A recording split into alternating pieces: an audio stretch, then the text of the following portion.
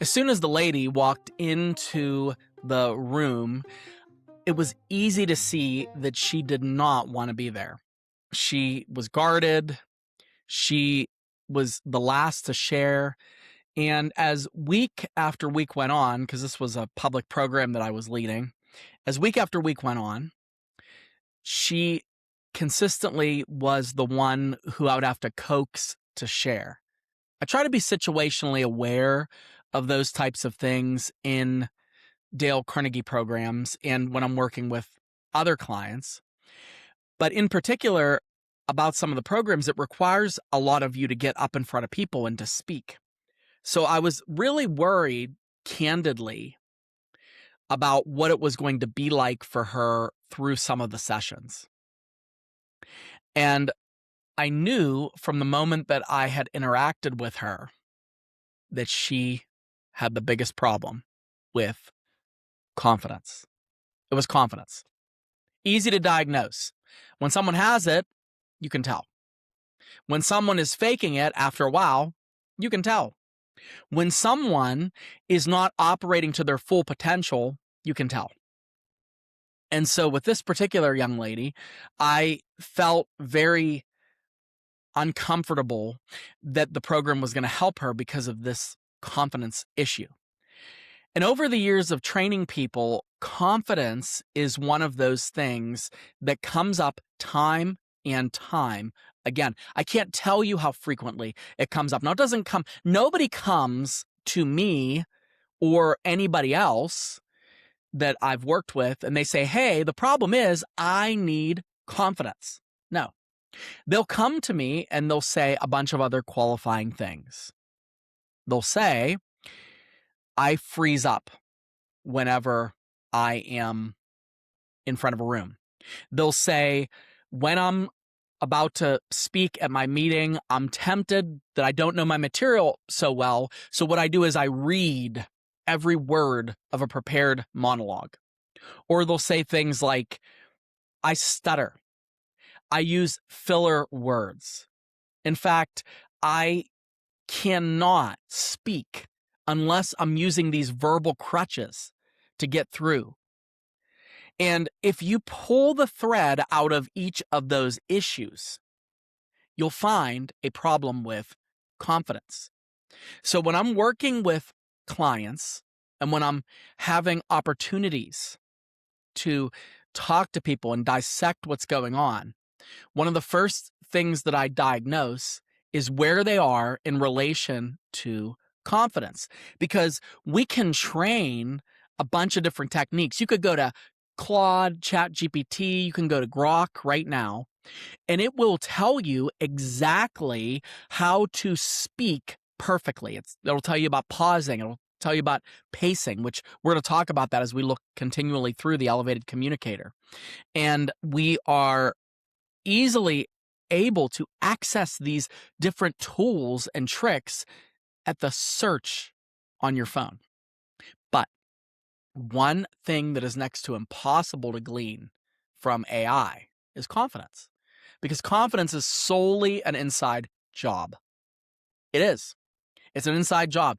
And you either are functioning at the highest level of your confidence or you are in the gap. We talked about this last week, that gap, the competence and communication gap. Remember I said there, the competence is that high level of where you have achieved what you've achieved to get to where you are. It's that level that you were firing on all 5, 6, 7, choose whatever car you drive, 8 cylinders to be able to land that deal. It's that ability, those talents, those skills that you have to be able to run a successful organization. But then when you have to articulate that level of authority to a group of people, you fall to pieces. It's not an issue of competence. It's an issue of confidence. And today, I want to talk to you about one of the tools that I use that's a part of my Elevated Communicator framework. And that tool is the confidence audit and the accompanying tool, what I call the confidence bank. Now, I've talked about the confidence bank before, and I've reconfigured it because this is one of the most successful tools that I use with clients. I'm going to give it all to you here today. It's a successful tool because it forces them to think through with confidence, and it forces them to do an audit of their lives. And I do a confidence audit quickly because I want to know what I'm working with. So a confidence audit is essentially an assessment. Call it whatever you want. And the questions are irrelevant, but essentially what I'm trying to do is I'm trying to figure out where they are in different areas. So one area, and this is kind of my scoring philosophy, is they are in the lowest tier, which would be your foundational tier. They are able to speak. Maybe they have a good job. Maybe they've just been promoted. Unfortunately, they aren't feeling comfortable in their own skin. So there's a lot of work to be done. The foundation is there, meaning they know they're aware of what they're not aware of, but they just need to be given some frameworks and some challenges to break them out of that zone. The lady that I mentioned in the story at the beginning of this was in this zone. She was good at her job, thought of highly by people at her work. Unfortunately, you put her in a room with other people and you ask her to speak, not so. Now, the second area is what I would call the growth zone. These are people that are pretty good in a room. They're pretty gifted in terms of communication. I mean, they keep everything tight, but they have some opportunities that may be glaring to others, but not aware to them. They might not know that they have these things. These are usually people in middle level or even executive leadership who have come to a certain level. And now what has happened is they are flailing in terms of their level of confidence, because it's apparent that they're not really rising to the occasion of how well they speak or how well they do their job with how well they speak. So I say all that to say that's the area where a lot of participants come to. They're good, but they're not really connecting. Last but not least, there's the grow or the command people. This group would be the ones that are really, really polished. They're the ones that everyone wants to speak first. They're the people that typically when you met them when they were in school, they're the ones that always had their hand up. They're participating, they're firing, they're doing great.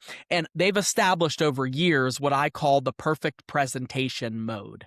They come in, they say the right things, no filler words, no stammering. They have perfectly timed jokes. The challenge with people that are in this zone often is that there's another level beyond that, which is the level that I aspire to as a communicator, where they are completely comfortable being themselves in front of any size group. That if you run into this person at the coffee shop, they're the same as you saw when they were giving their TED Talk. That command, that level of command is really, really hard to find, because that level of command involves complete, you guessed it, confidence. They have to feel good enough about who they are that if you bumped into them at Aldi, picking up some shrimp at Aldi, by the way, I recommend against buying shrimp from Aldi. I had some shrimp from Aldi today. I'm afraid later of what that's going to mean, but there's probably a reason why they were selling it at Aldi. I love Aldi, by the way. It's my third place now. They built one right across from where I live, and I go there probably more than I stay at home. And I stay out of the aisle of shame. I know that Aldi has the aisle of shame, but shrimp should be in the aisle of shame. It just wasn't the best Aldi, or might have just been a bad batch. I don't know, but you might be asking, why am I talking about Aldi? Because it was important to me at the moment. It's important. Now, coming back to this command idea, you run into this person at Aldi and they speak the same way that they would speak doing their TED Talk. You run into them at church and they're just the same level of comfort as you do when they're in the board, as they have when they're in the boardroom. They are completely commanding wherever they are. That doesn't mean they're overbearing. It means that they're comfortable in their own skin. They've achieved a level of confidence that some of us only aspire to get to. Now, you dip in and out of command zone a lot of times, and we're going to talk about the command triangle in a couple weeks, which is essentially how to posture yourself with confidence. But today, I want you to realize there are these zones. So I try to essentially, let's say you and I were talking, I would be trying to gauge, are you in that zone of where you are knowing that you don't know how to speak, you hate it? I have a client that I'm going to be working with this week, and he told me, I hate this more than anything. I don't like speaking. I don't like communicating, and I have to teach and I have to lead and blah. And I could tell that he's definitely in the foundation zone. Then I have other clients that are actors or CEOs or people that have been on television, and they feel that they're taking command, but it takes a coach or it takes a colleague with enough wherewithal to say, hey, just so you know, you have some of these things going on and no one's telling you, but I'm telling you. That is the zone where they need to really work to even become better than what they are. But I'm digressing. I'm going into the weeds.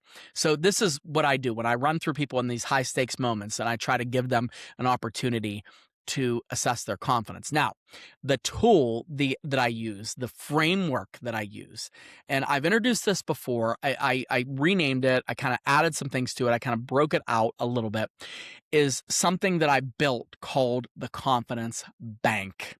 The Confidence Bank. The Confidence Bank is something that you can build. I want you to keep this in mind about confidence. Confidence is not something you're born with, it's something you build. Let me say it again for the people in the back. Confidence is not something you're born with, it's something you build. Sometimes people will seemingly have confidence out of thin air. Well, that person's just extremely confident. And you might say they're naturally confident. But if you pull back the layer of their confidence onion, so to speak, you're most likely going to find that that confidence has arrived from a bunch of different building blocks. It didn't happen because they came out of the womb with a buttoned up shirt and tie ready to conquer the world and kick butt and take names, but they built it over a set of experiences. And these experiences became foundational to who they actually are. So the thing that's amazing about the Confidence Bank is that every single person, no matter what area you function in as a leader, every single person has the opportunity to build into their own confidence bank. Every single person has the opportunity to get confidence from other places, other sources. And you need to put these sources around your confidence bank so that you can draw confidence from these sources. And then what happens as your confidence goes up, your bank increases, and you keep pulling from those other sources. But most of us never think of our lives this way. What do? We think, oh, I did this, I did this, I did this, I did this. Oh no, I have to speak this weekend. Uh-oh, it's going to be terrible. I suck at this. I should have never did this. I can't believe I'm doing this. This is terrible. I'm awful, blah, blah, blah. And what we do, inevitably, I hate to say it, is we sabotage ourselves because we don't look where we can draw confidence from. So I'm going to give you the areas and I'm going to go over them rather quickly. And they're not in any particular order, though I'm going to save the one that every one of us can access immediately for last. That's called marketing language. That's what that is. So stick with me, and I'm going to give you the one that most people can use immediately and get confidence right away. All right. So first one is what others see. This is a slippery one, precious. What others see. What I mean by that is, how do other people describe you? How do they look at you? I've said before, I wish I could see myself the way my youngest son has seen me most of his life, the way he looks at me. He looks at me with such admiration that I know that it's only a matter of time before he's going to get like the older kids and start to realize that I am as flawed as they make them as a father. But sometimes he'll look at me and he just lights up. And I'll see him light up, and it does something to me. And I wonder, what is he seeing in me? And I have a blind spot. I don't know what it is. Is it because I buy him stuff? Maybe. Is it because I feed him? Sure. Is it because I've kept him alive? Maybe. I don't know. But whenever he looks at me, I feel a lot better. There are people that you have in your life that have said things to you, have noticed things about you, and have given you words that have overflowed you like a dam breaking. And this is an aside, and we're talking about executive communication here, but don't hold back from telling people things that you notice about them, for heaven's sake. Don't ever do that. If you notice that somebody does something well, or you have a recognition that you want to vocalize to them, oh my goodness, please, please, please, please, please, please tell them. Because what you don't realize is that those people, most of them, most of us, are replaying over and over again negative things that people have said about us. And in that, these negative things that people have said about us, in that, we end up losing sight of these positive things. I don't know what the ratio is. There's some statistic out there on it. You can point to it. But I think it takes like 100 good things to reinforce and fix something that was said about one negative thing about you. And it's true. You hear everything that somebody says good about you in the form of a whisper. You hear everything that somebody says badly about you in the form of a shout. Again, that's a writable down. That's cool. I'm throwing some mad ones down here tonight. You hear everything that somebody says good about you in a whisper. You hear all of the bad things in the form of a shout. We'll workshop that and make it come out cleaner, but that's gold right there. Don't you? At night, you're not sitting there thinking, "Oh, I loved how that lady said my presentation was awesome." No. You're thinking of how the one manager that reports to you every week said that your fly was down during the presentation, and it's reliving in your mind. That's why there's memes and GIFs and different internet jokes, which they're not really jokes, of how people stay up at night thinking about that moment in middle school that they said a wrong word and they tried to correct it and they said an even wronger word, right? Like, we live oftentimes reliving shame. Well, we can do that again with confidence. And the way we do that with confidence first is by asking what others see. Who has said something about you that's amazing? Who has said something about you that is helpful?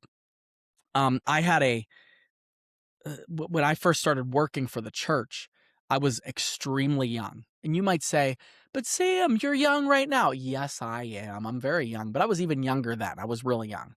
And I had just turned 21, full disclosure.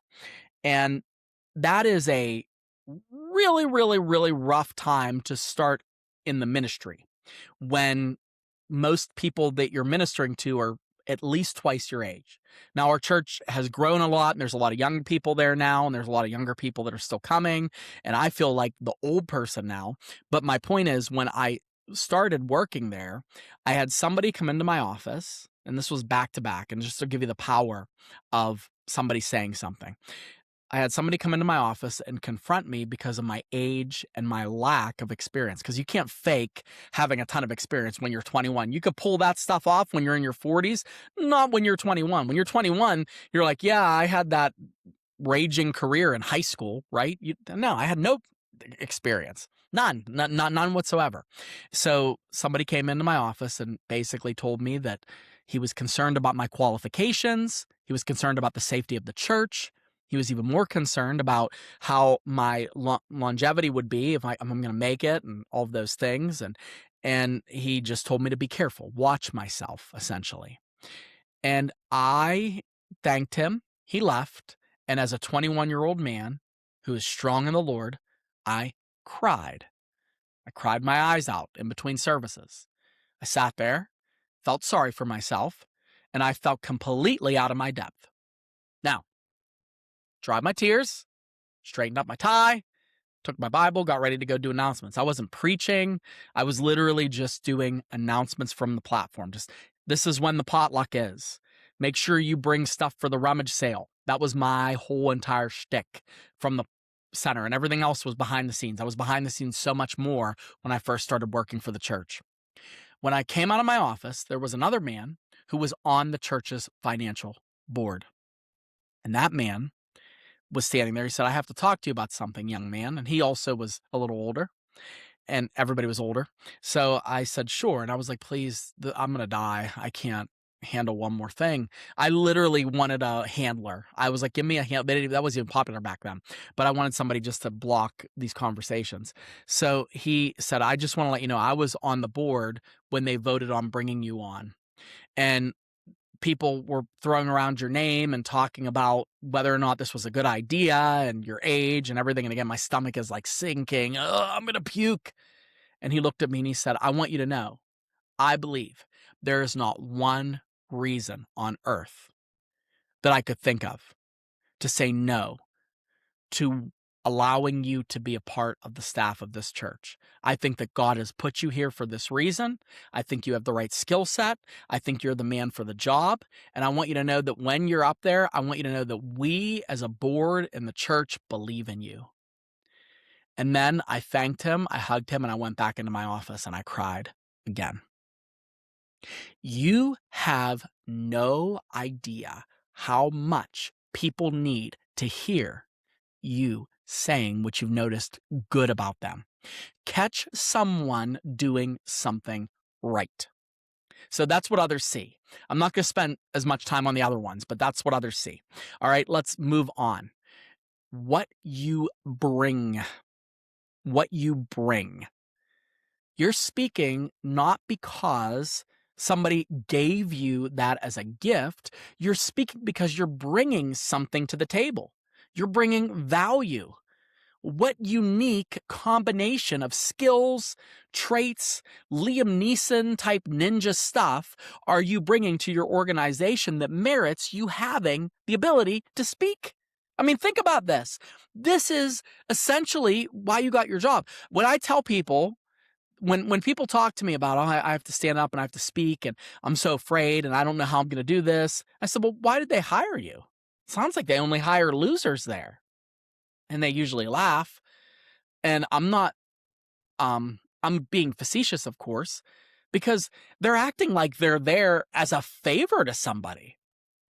That's almost never the case. Usually you're there because you are rightfully deserved to be there. You absolutely need to be there. You're qualified, you're skilled. You bring a particular set of talents to the table that nobody else can. You have to recognize that. What did you bring? So tell me, what perspective and expertise do you bring? If you're speaking to an audience, let's say a mixed audience, what is it that you're uniquely gifted to help people do? I can make you get out of your head and get into the stage. That's my unique gift. I have other things. I'm good in front of people. I have a good sense of humor. I'm good with people. That's pretty much it. I'm funny. And my other coworkers are good in the good looks department. I'll take care of the funny. They're not as funny as me. I'm sorry. They're working on it. They're not that great. They got to work on it. Okay, but I bring that to the table. I bring to the table, all joking aside, and I wrote this in my confidence bank. I bring to the table that I'm going to make people think. I bring to the table that I can see what people are experiencing and I can challenge them. I bring to the table my ability to speak to you in a comforting way while also giving you a little kick in the tuchus or the butt, whichever you prefer. I bring that to the table. So I'm not just there because I'm punching a clock, because somebody just gave me the favor. I'm there because I have a right to be there. One of Dale Carnegie's greatest principles, not just from the How to Win Friends book, but on a book that was lesser known, his book on effective speaking, is the idea that when you get up to speak, you have to recognize that you have earned the right. You've earned the right to be there, or else you won't be there. And this is where imposter syndrome comes from. Nobody who has imposter syndrome is an imposter. So, what do you bring? What are you bringing to your organization? What is it that they brought you there for? Because if you realize that you're there for a function and you're there to help and you're actually doing the thing, you deserve to be there. That's what you bring. This next one of my favorites, models to borrow from. We all have communicators that we admire, maybe athletes that we admire, perhaps a mentor that we've had over the years. We all have those types of people in our lives. And the people that have communicated the best have left a track of memories in our minds about how to communicate well. Well, those people didn't just entertain you for the moment. What they've done is they've given you ammunition for your confidence bank. They've given you some currency for your confidence bank, because you won't want to shoot your confidence bank. So it's more like currency. They've given you some currency, because what you can do is, let's say you feel like crap about speaking, like you're awful. You can't, you feel like you're in your head. You feel like you're not making sense. You feel like the notes, you're just got to read and blah, blah, blah, blah, blah, all the things. Well, I got an idea. Think about the person that you admire most as a communicator and model what they do. You're like, well, Tony Robbins like jumps up and down and screams and shouts, and I can't do that. Well, I'm not saying to model exactly what they do, but really analyze. Look at it as a student and not as a person who is afraid to speak. Just go, what is it about him? Okay, what is he doing? He's using body language. Okay, so he's not holding a paper, he's actually engaged and fully present. So use your body language, be more expressive openly. Okay, what else? You see somebody else. Let's say you look at a comedian. Comedians are, again, I've talked about comedians before. And when I talk about buckets, I've talked about the comedian methodology. We're going to talk about that when we talk about messaging as a part of this series. We talk about how they are able to be in the moment, how they know their material, how they take their time, how sometimes they will mirror the energy of the audience. And you see people with crowd work, and there's comedians. I don't like recommending certain comedians because I know some, they say inappropriate things. But what you can learn from watching a comedian is how they handle when the crowd does something, because a comedian can take a moment that was unplanned and literally build an entire set from that. Well, that takes being in the moment. So maybe you might say, I want to be more in the moment. I don't want to be in my head. I want to be in that room. So if something like that happens, I can be like, ooh, this is cool. And you jump in. All right. So that's a model to borrow from. You don't want to, if you're not used to communicating, you don't have to create a communicating persona from scratch. You can use some of the currency that's been left from others and put it into your confidence bank. When I see this, it makes me excited about what is possible for me. And when I work with clients, I try to get them to think about somebody that they saw for the first time that made them really excited to listen. Maybe it was a teacher, maybe it was a friend, heck, maybe it might be your spouse. Somebody that really has what you would say the gift of gab. That is the model to borrow from. Okay, so we got that. That's another bank. Now, last and most certainly not least, and you picture the bank, okay, just to get an idea, the bank is in the center, and these other deposits are coming into the bank. The last one is the best one, in my opinion. The past wins. The past wins. What a remarkable thing we get to do is you get to, when you are speaking, you get to borrow from your past successes. You don't have to reinvent being successful as a speaker, because that's what I've seen a lot of people do. I have seen, and I'm not joking, I have seen men and women who have spoken in front of literally presidents and spoken in front of hundreds of people, who have a reputation in front of people that people, when they hear their name, they light up. They're like, this person's amazing. And when they get up to speak, they forget all of that. And they act as if they haven't been investing into civilization their entire lives. It is the most criminal thing that I see as a communicator, is how could you forget what you have brought into the world? You built a massive business. You've trained thousands of employees. You've saved a bunch of jobs. You have created revenue and helped people. You have given a lot of money to charity. You've done so much. Don't forget about that when you get up to go on stage. Or on the flip side, don't forget about the horrible things that you've overcome. Don't forget. about the pain that you've experienced that you've gotten to the other side of. Those are past wins too. Just because somebody doesn't know that it happened doesn't mean that you can't recall it and drop that bad boy into your confidence bank.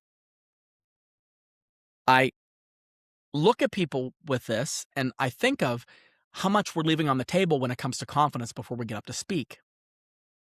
When I was struggling with panic attacks, I would write in a journal things that were true of myself. And I found as a practice, I would just jot some things down that God had permitted me to overcome.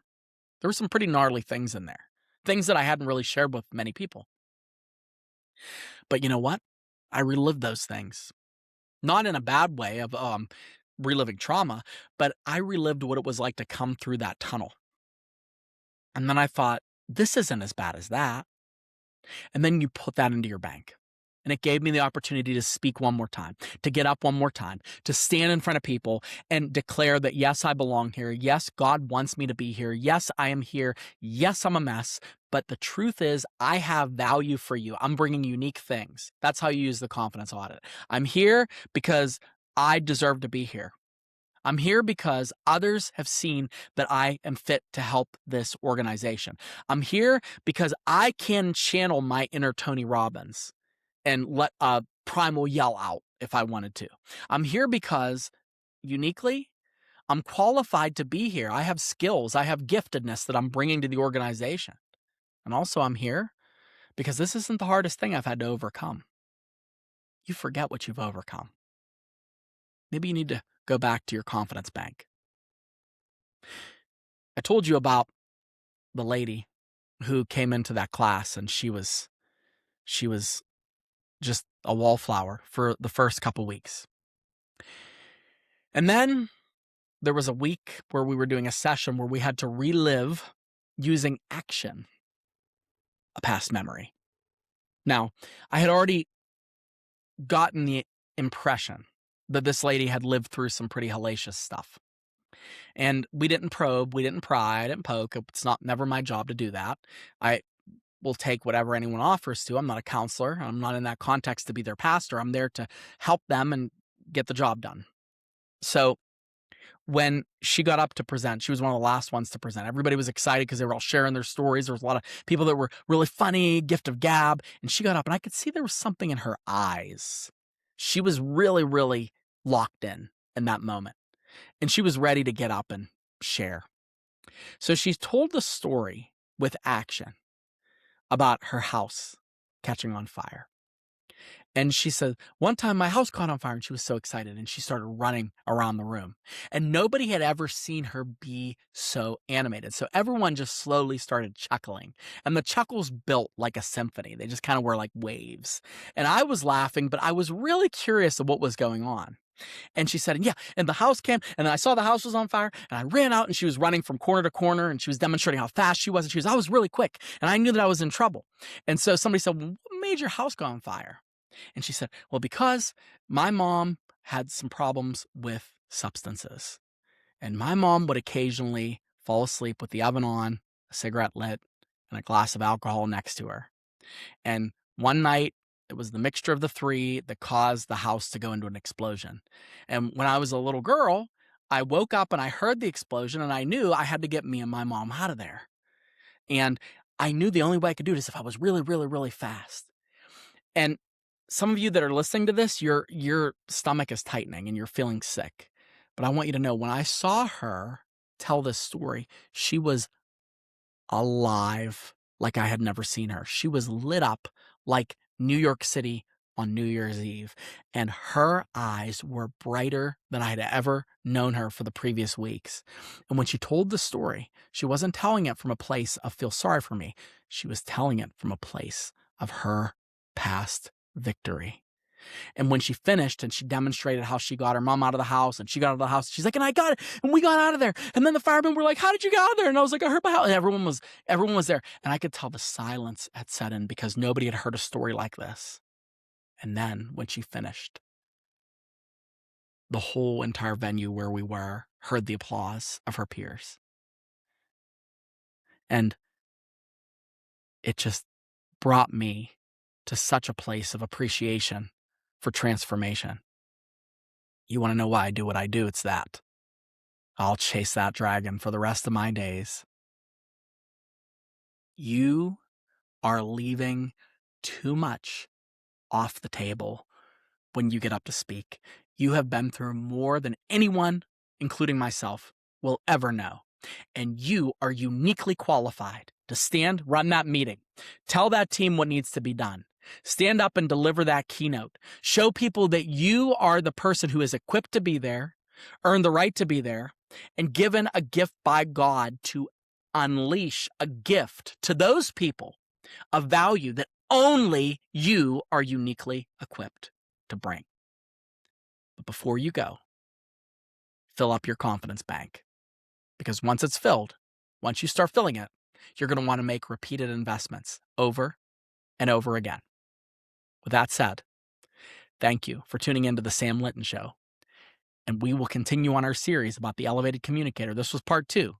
Part 3 is next week. And part 3, oh man, we are going to talk about what happens when you learn how to fuel up and bring a message that you can actually remember and that actually matters. We'll talk soon.